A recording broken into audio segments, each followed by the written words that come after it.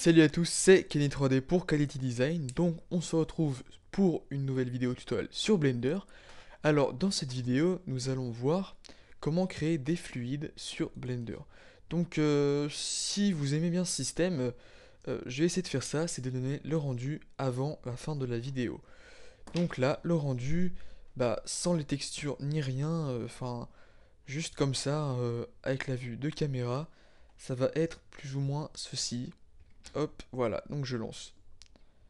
Hop, voilà. Donc on va apprendre à créer un fluide comme ceci. Hop, qui va être assez joli. Euh, voilà, qui va donner des rendus plutôt sympas. Même si, bon, hop, voilà. Enfin bref. Donc, on est parti pour créer ça, hein, voilà.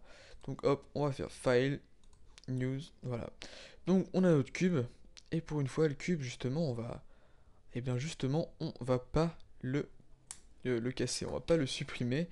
Voilà, donc hop, on va l'agrandir avec la touche S à environ 4 fois sa taille.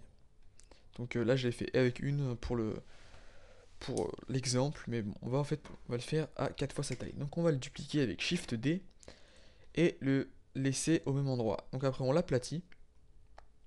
Je pense que les plus intelligents auront compris. Hop, on l'aplatit. On se met en vue de face avec un et on le descend. Hop, jusque plus ou moins en bas. Voilà, donc on a notre gros cube, on va sélectionner le gros cube, hein, donc ça c'est le petit, ça c'est le grand. On va aller dans l'onglet Physics en haut, et on va cliquer sur Fluide, puis dans Type, on va mettre Domaine. Donc un domaine, j'explique, excusez-moi, en bref, c'est l'endroit de jeu, si je puis dire, des fluides. Donc moi j'ai un petit bug, hein, donc il y a directement ça qui se met, hein, donc je suis obligé à chaque fois de changer d'endroit pour arrêter d'avoir ce bug. Donc hop, hop, voilà. Donc je fais juste ça vite fait, hop, hop, et voilà. Donc quand vous aurez créé votre domaine, il y aura plusieurs paramètres qui seront arrivés. Donc le type, on verra ça plus tard. Bake, ça va être lancer l'animation et en même temps créer et générer des fichiers dans l'endroit que vous aurez sélectionné. Résolution finale, donc ça va être pour la qualité de l'eau, enfin de l'eau, du fluide, excusez-moi. Si vous voulez vraiment un truc très bien fait, il va falloir le booster beaucoup. Mais regardez en finale, si on, par exemple on veut mettre à 200, ce qui donne une assez bonne qualité, environ 1 giga de, 1 giga de fichiers générés. Donc je l'ai fait une fois, c'est assez long, le résultat est beau, mais personnellement je ne vous le conseille pas. Ça vaut pas trop la peine, sauf si on fait vraiment quelque chose où on s'applique et on a toute la nuit pour un rendu ou quelque chose comme ça. Hop, c'est parti. Final, on laisse à 65. Preview, personnellement, je le mets à 70, ça aussi pour la qualité. Voilà. Start N, donc ça va être pour le temps d'activité de l'eau. Hein, donc start à 0, end à 4, ça me paraît bien. Et ici, tout, mes documents, etc. C'est l'endroit où vont être générés vos fichiers. Donc moi je l'ai déjà fait avec le petit bug que j'ai à chaque fois. Je l'ai mis dans un fichier nommé liquid 6. Voilà, hein, comme ça c'est déjà fait. Alors, domain world, on peut par exemple régler la viscosité de l'eau, enfin du fluide, voilà. On veut mettre quelque chose visqueux comme, euh, allez, comme du caramel, comme du miel, etc. Et bien c'est là-dedans dans viscosity, hein, voilà. Ça personnellement, voilà, c'est pas très important, hein, le smoothing, je pense que vous comprenez. Voilà, donc ça on l'utilisera plutôt après pour le rendu. Alors maintenant que notre domaine est fait, donc le domaine ça va être le grand carré, on va utiliser le petit. Donc le petit là, on va le sélectionner et on va cliquer sur fluide. Comme type, nous allons choisir fluide. Voilà, donc là, l'eau est créée, enfin l'eau, le fluide est créé. Donc avec toujours le curseur au milieu, si ce n'est pas fait, Shift C, Add, Mesh, Icosphère. Voilà.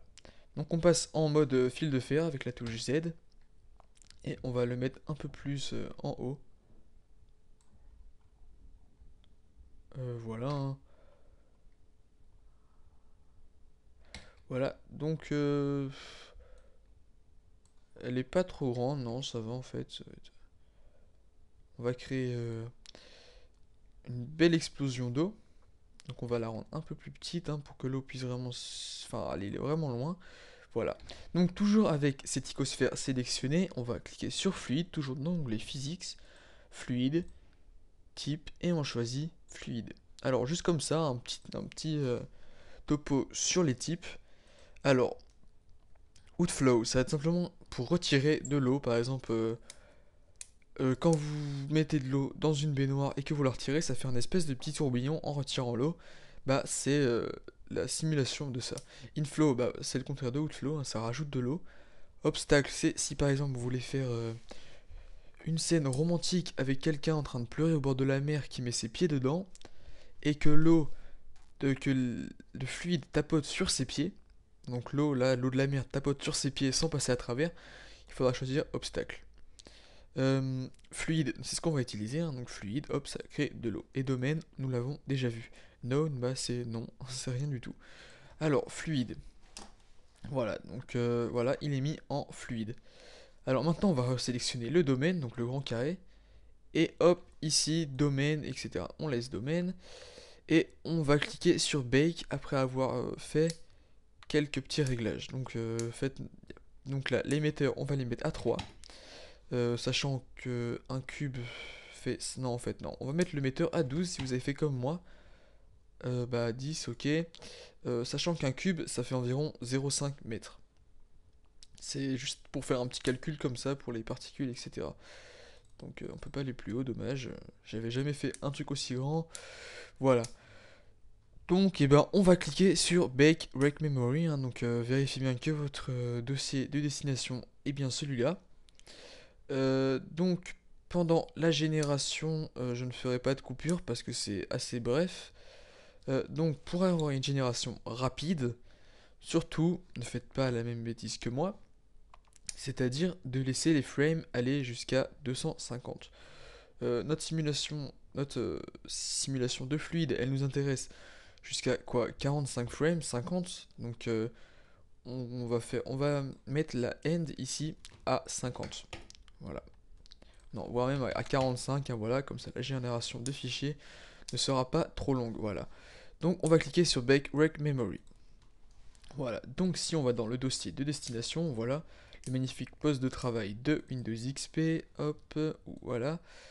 On peut voir donc dans Liquid 6, que je viens de faire, qu'il y a plein de petits fichiers qui se créent. Donc à votre avis, à quoi correspondent les chiffres en dessous? Tout simplement au frame. Donc voilà, hein, ça va aller jusqu'à 45, on est déjà à 6, c'est bon, courage. Donc je vais profiter de ce bref instant pour vous parler, entre guillemets, de ce que vous pensez de mes vidéos. Donc ça serait sympa de commenter les vidéos, soit en disant, enfin, non, sans me dire ouais c'est parfait, etc.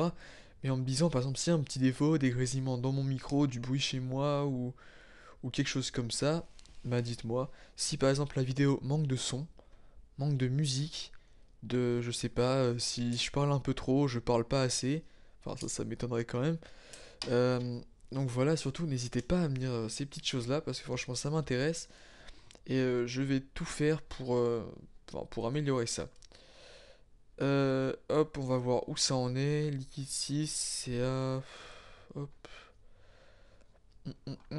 C'est à 20, voilà. Donc excusez-moi pour le temps d'attente, hein, mais bon, ça va, c'est pas insoutenable non plus. Donc en fin de vidéo, je mettrai le rendu de la goutte d'eau qui tombe avec pas spécialement des textures de folie, mais juste